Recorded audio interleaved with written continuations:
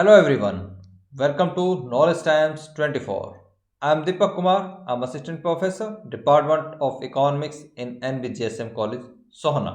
जैसा कि आप सभी को पता है कि अभी रशिया और यूक्रेन के बीच में वॉर चल रही है और इस वॉर को रोकने के लिए बहुत सारी कंट्रीज़ की तरफ से कोशिशें की जा रही हैं। इसमें चाहे यूएसए हो, यूके हो, कनाडा हो, जापान हो, इन सभी कंट्रीज़ ने कहीं ना कहीं इस वॉर को रोकने के लिए एफर्ट किए हैं और बहुत सारे ऐसे सैंक्शन, ऐसे प्रतिबंध हैं जो रशिया के ऊपर अभी तक लगाए गए हैं, जिससे कि रशिया को इकोनॉमिकली वो वीक बनाया जा सके। इसमें अगर बात करें, जैसे कि एप्पल जो कंपनी है यूएसए की, उसने प्रोडक्ट बंद कर दिए हैं रशिया के अंदर सेल करने। इसी तरीके से माइक्रोसॉफ्ट है, माइक्रोसॉफ्ट ने अपनी सर्विस को वो रशिया के अंदर बंद कर दिया है।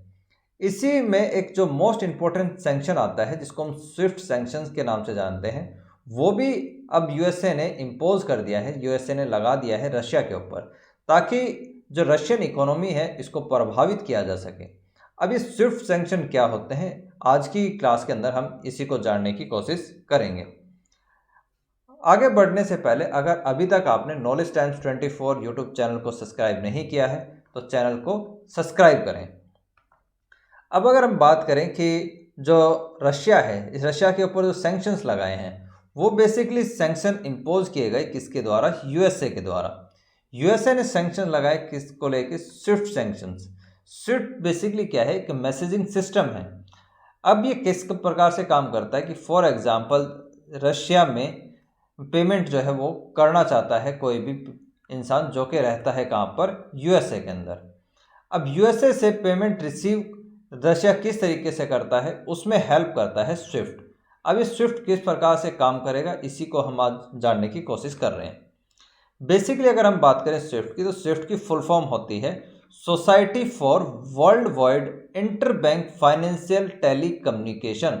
जैसे कि इसके नाम से पता है कि ये टेली कम्युनिकेशन है, ये किसी भी प्रकार से जो फंड है वो प्रोवाइड नहीं कराता, ना ही ये कोई फाइनेंशियल इंस्टीट्यूशन है। ये बेसिकली क्या है? एक प्रकार से आपका मैसेजिंग टूल है। जिस प्रकार से आप व्हाट्सएप यूज़ करते हैं उसी प्रकार से स्विफ्ट है। स्विफ्ट एक तरीके से हेल्प करता है कि पेमेंट इंटरनेशनली किस प्रकार से रिसीव की जाती हैं।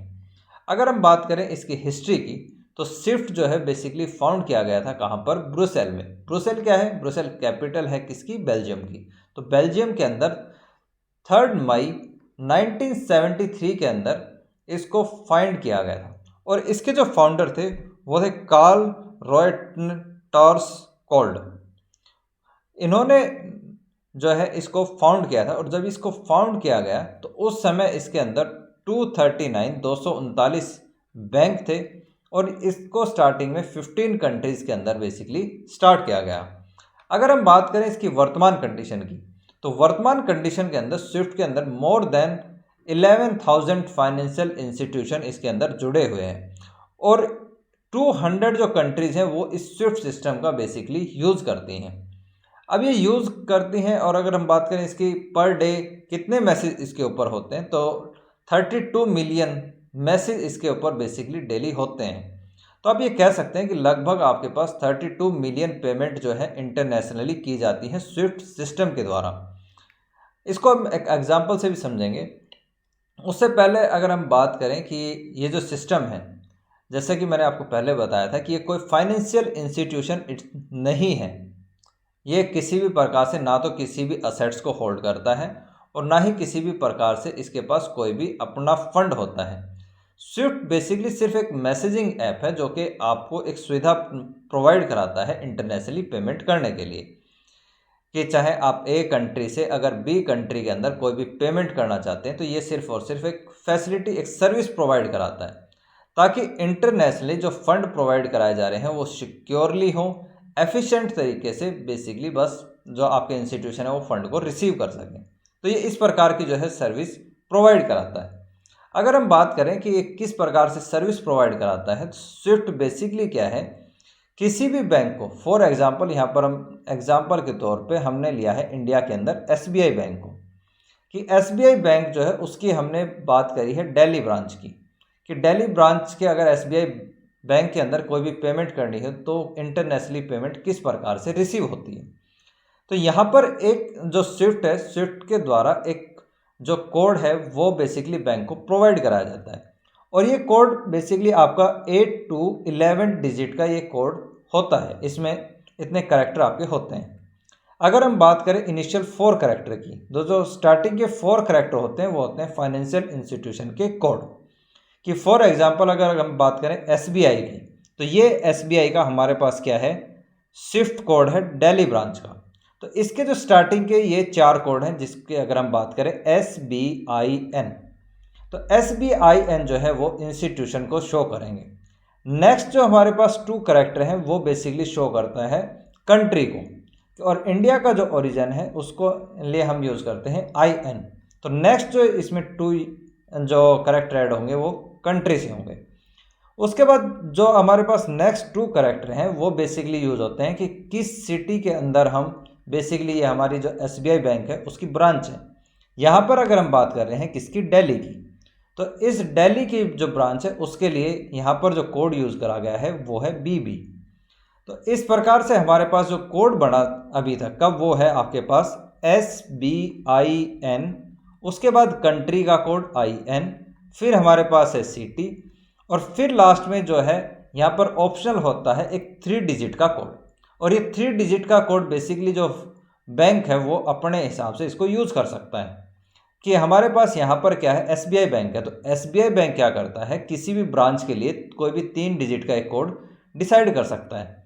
तो इसने क्या करा, दिल्ली के लिए एक कोड 3 डिजिट का डिसाइड करा जो कि है 104। तो इस प्रकार से ये 11 डिजिट का एक कोड बनता है जो कि स्विफ्ट द्वारा दिया जाता है किसी भी बैंक को, ताकि इंटरनेशनली पेमेंट को रिसीव किया जा सके। अभी किस प्रकार से काम करेगा इसको एक एग्जांपल से समझते हैं। कि मान लीजिए कि USA के अंदर कोई ए पर्सन है, और ये ए पर्सन अपना फंड जो है भेजना चाहता है बेसिकली कहाँ पर, इंडिया में, और इंडिया भी कहाँ पर ये भेजना चाहता है, दिल्ली की ब्रांच में।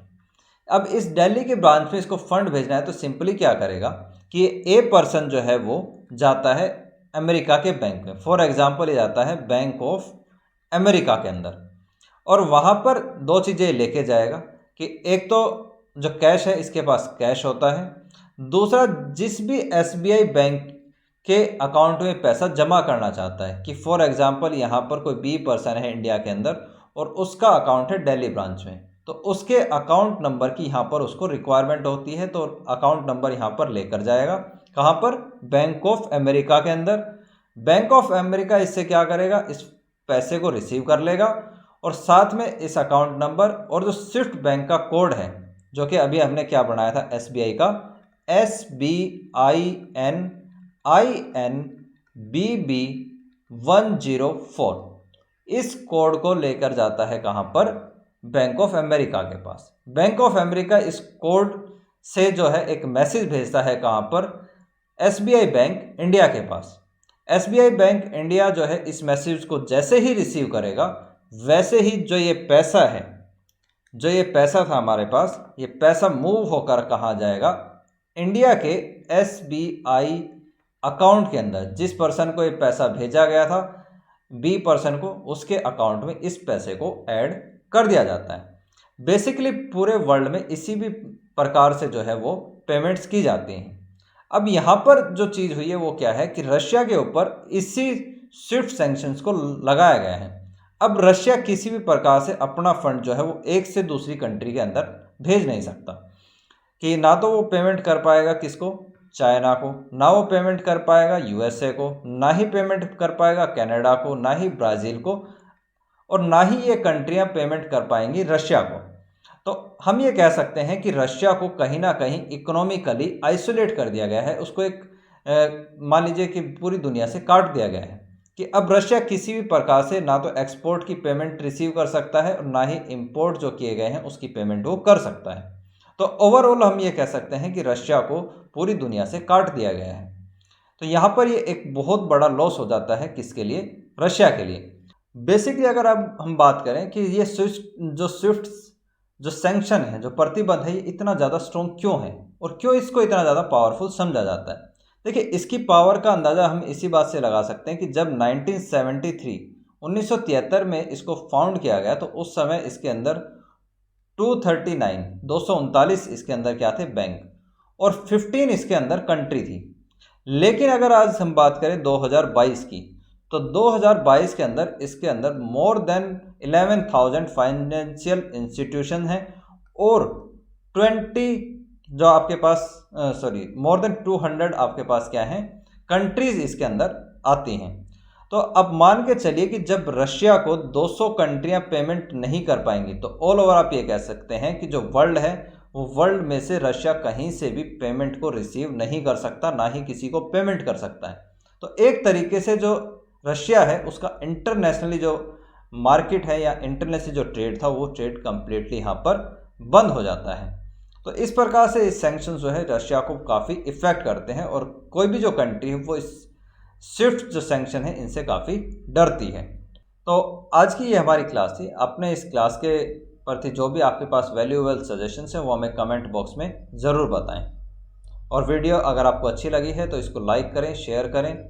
Thank you for watching. Have a nice day.